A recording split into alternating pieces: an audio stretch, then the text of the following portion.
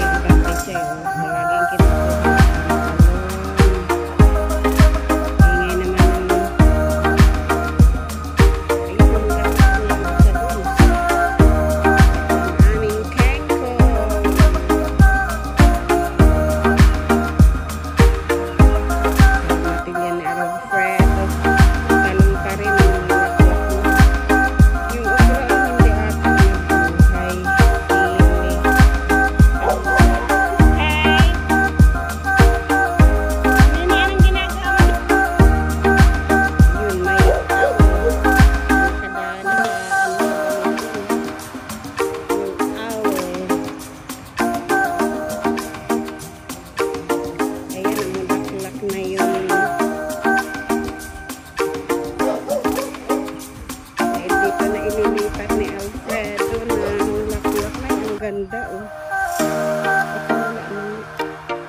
Ayun yung baka ng aming kapitbahay.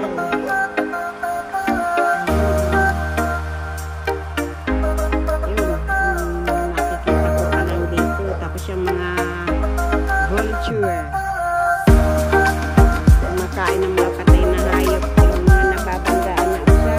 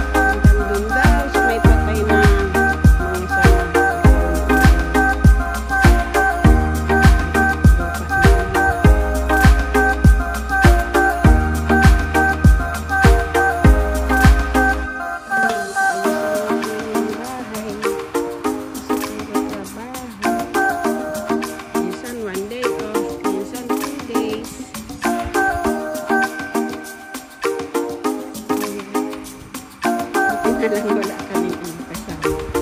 Kami lang. Kaya kahit ang itsura ng bahay, okay lang. Walang sisita, walang magdadabog pag ayaw kumilos.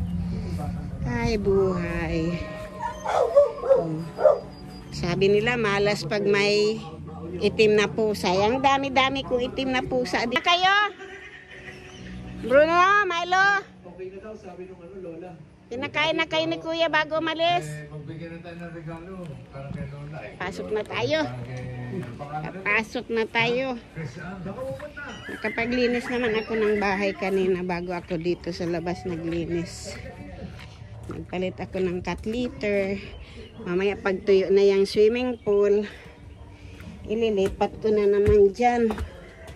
At makalat pag pag maliit lang na taihan ang gamit nila. Miming, alis, sorry.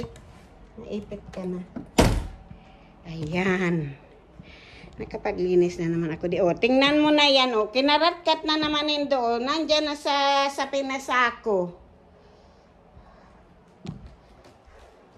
Achut, achut, achut. Ayan mga kuting ko. Achut. Dami-dami. Lalabas na kayong mga nanay. Ang kalat pa ng lamesa ko. Mamaya ayusin ko yan. Ayan, TV dito sa sala. TV dyan.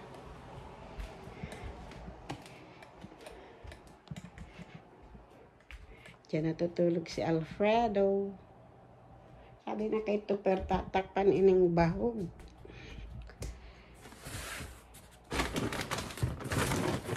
Ayan. Ano, Brianna? Ha, Brianna? Yan ay tsura ng bahay. Pag ako may trabaho. Diyan yung mga kuting natutulog.